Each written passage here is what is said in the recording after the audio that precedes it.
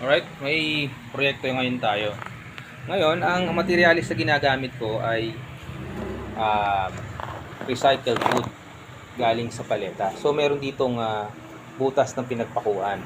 So, ang diskarte ko dyan, dun sa mas malaking part ng butas, lalagyan ko ng glue. Ayan. Kukuha ako ng tingting, yung medyo mataba. Tapos, lalagay ko dyan. Pupukin. Dapat medyo force fit. Tapos babaliin. Yan. Para sigurado. Yan ulit.